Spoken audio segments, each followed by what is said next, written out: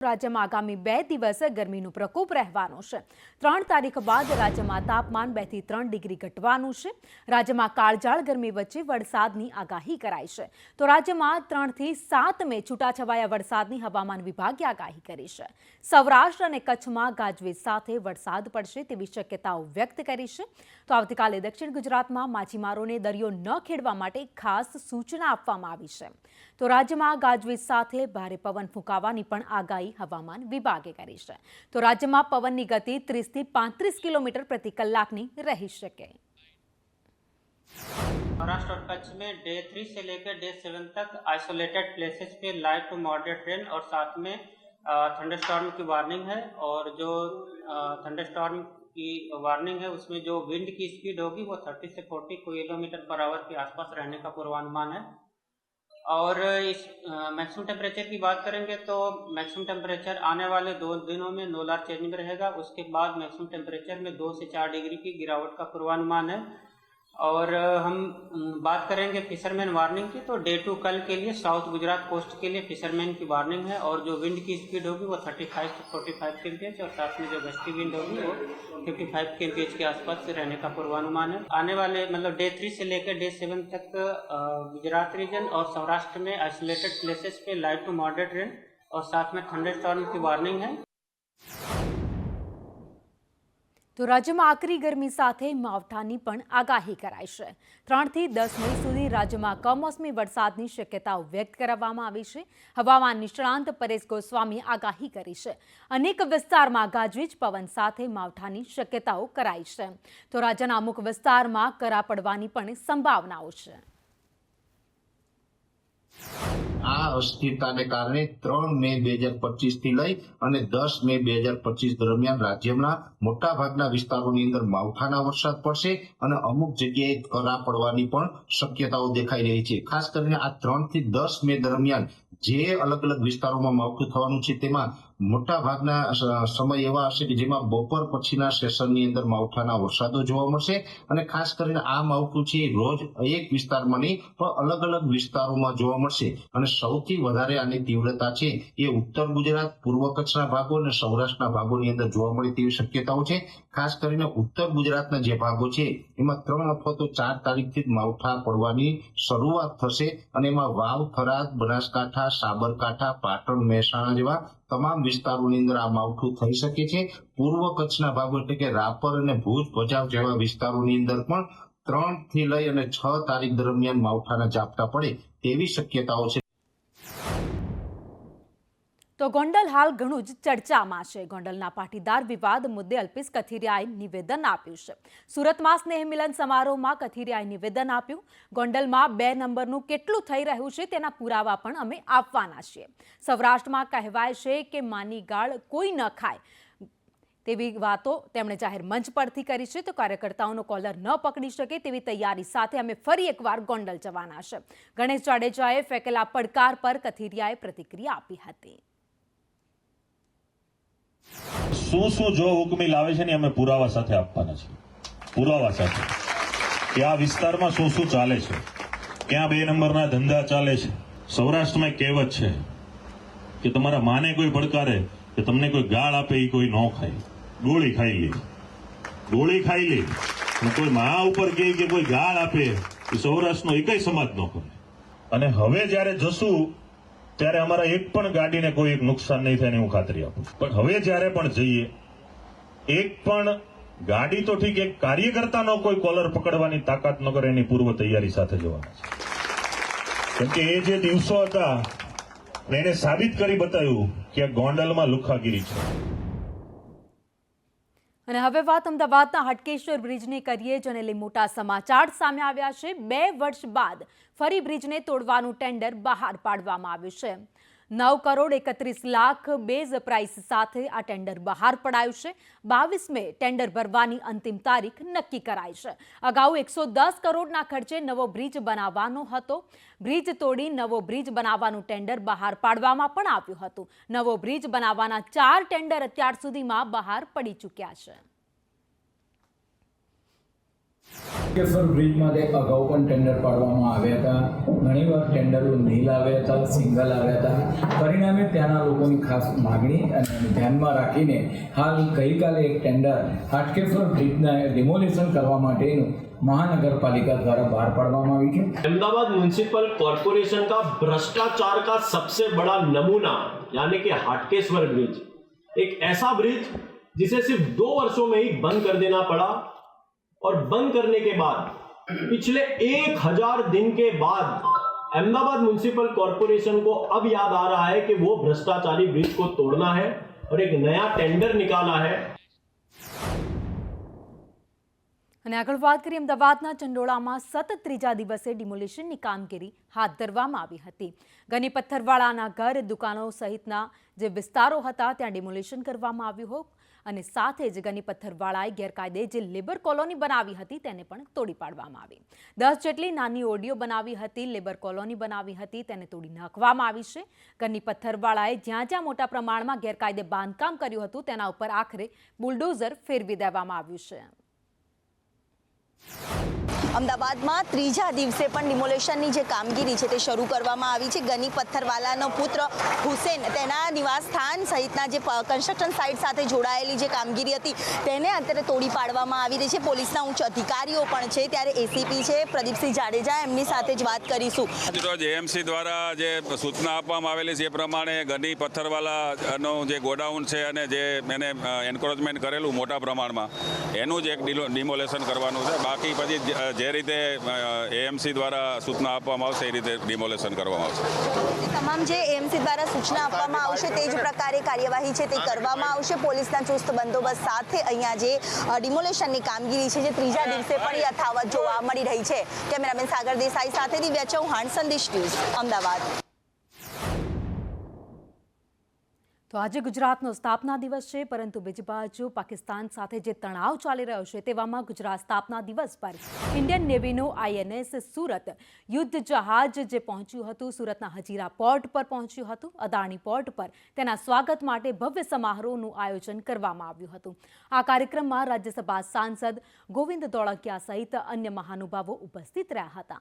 મહત્વનું છે કે આઈએનએસ સુરત ભારતીય નૌકાદળનું એક અત્યાધુનિક યુદ્ધ જહાજ છે જેને ગત 15 જાન્યુઆરીએ રાષ્ટ્રને સમર્પિત કરવામાં આવ્યું હતું. આઈએનએસ સુરત 7,400 ટન વજનનું છે. આઈએનએસ સુરતની લંબાઈ 164 મીટરની છે. તે 60 કિલોમીટર પ્રતિ કલાકની ઝડપે દોડી શકે છે. આઈએનએસ સુરત અત્યાધુનિક સુરક્ષાથી સજ્જ પણ છે. દક્ષિણ ગુજરાત ચેમ્બર ઓફ કોમર્સની વિનંતી પર નેવીએ આઈએનએસ સુરત મોકલ્યું છે. તો INS Surat carrier task force, surface action groups અને આ સાથે જ સર્ચ એન્ડ એટેક યુનિટ્સ તરીકે પણ કામ કરી શકે છે. ગૌરવની વાત છે કે આઈએનએસ વિક્રાંત તો છે પણ પાછું ભારત સરકારે આઈએનએસ સુરત નામ આપ્યું તો આપણે સુરતવાસીઓ એને માટે ખૂબ જ ગૌરવની લાગણી અનુભવીએ છીએ કે આપણે આજે અહીંયા આઈએનએસ સુરત આવી રહ્યું છે ને એને વેલકમ કરવા માટે આપણે સૌ એકઠા થયા છીએ. ભાઈ, રાષ્ટ્ર માટે બહુ મહત્વનું છે કારણ કે નેવી છે તો નેવી પાસે આઈએનએસ વિક્રાંત છે અને બીજા આવા 3 છે જે 3માંથી એક સુરત છે. તો નેવીના જે યુદ્ધ જહાજ 4 છે એમાંથી એક આ આઈએનએસ સુરત છે. બહુ મહત્વનું સાબિત ભારત માટે બહુ જ મહત્વની આ આઈએનએસ સુરત છે. તો રાજ્યમાં હાલ ગેરકાયદે રહેતા ઘૂસણખોરોની તપાસ ચાલી રહી છે અને આ બધા જ વચ્ચે એક કૌભાંડ સામે આવ્યું છે. નકલી સર્ટિફિકેટ કૌભાંડ જેનો પર્દાફાશ થઈ ગયો છે. વડોદરામાં નકલી બર્થ સર્ટિફિકેટનો કૌભાંડ જે સામે આવ્યું છે. પુરાવા રૂપે અત્યારે કેટલાક સર્ટિફિકેટ પણ મળી આવ્યા છે. એક માતા હતા જે યુપીના હતા, તેના પુત્રને લઈને ઓફિસ પહોંચ્યા હતા અને ત્યારબાદ આખા કૌભાંડનો પર્દાફાશ થયો કારણ કે તેમણે આધાર કાર્ડ સાથે જ જે અન્ય ડોક્યુમેન્ટ્સ હતા તે પણ નકલી બનાવ્યા હતા. જો કે અધિકારી આ તમામ ડોક્યુમેન્ટને પકડી પાડ્યા હતા અને અત્યારે આ ઘટનાનો પર્દાફાશ થઈ ગયો છે.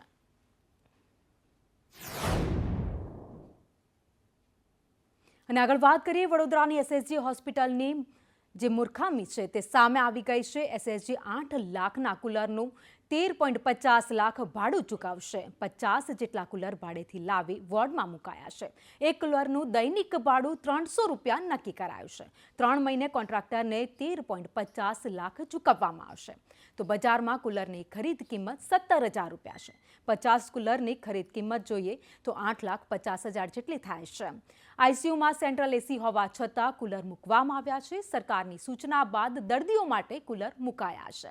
સ્થાનિક નગરસેવકનું કહેવું છે કે આ ભ્રષ્ટાચારના તેમણે આક્ષેપ પણ કર્યા છે।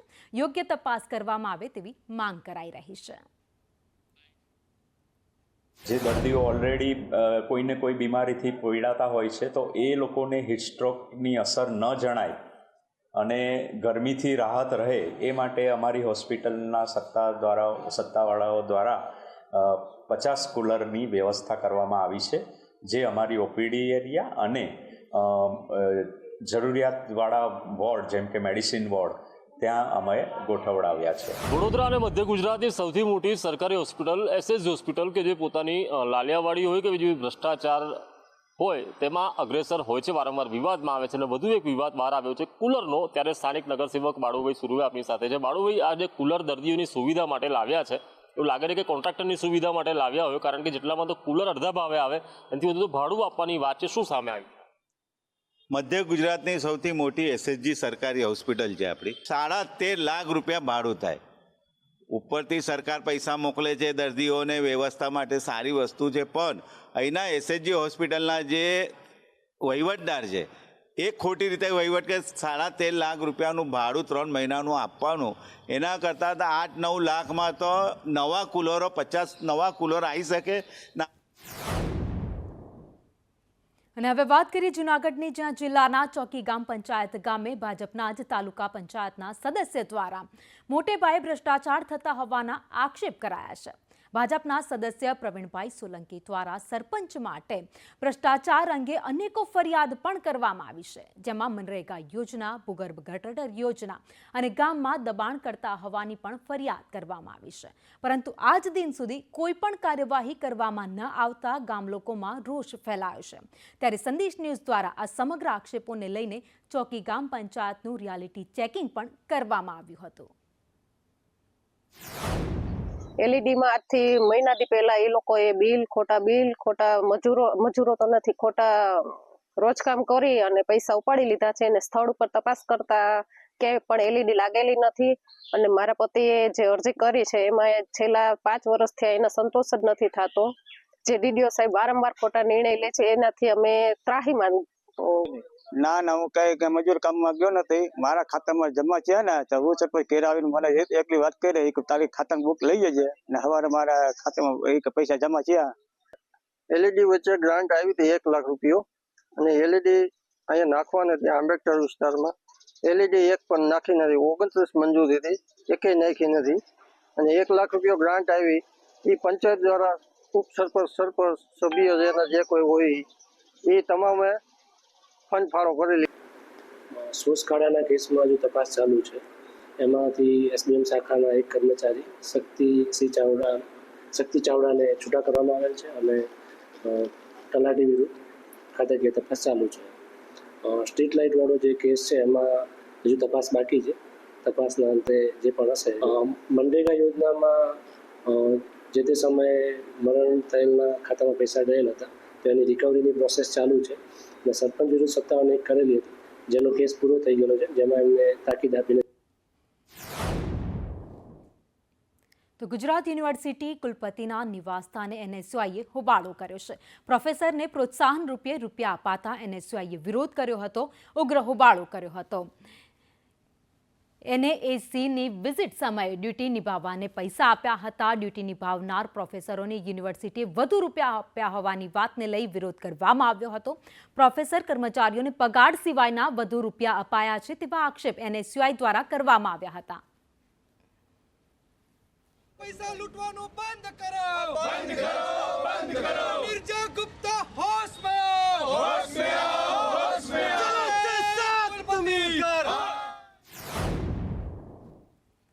અને આગળ વાત કરીએ તો રાજકોટમાં ઉનાળામાં પાણીની માંગમાં વધારો થઈ ગયો છે।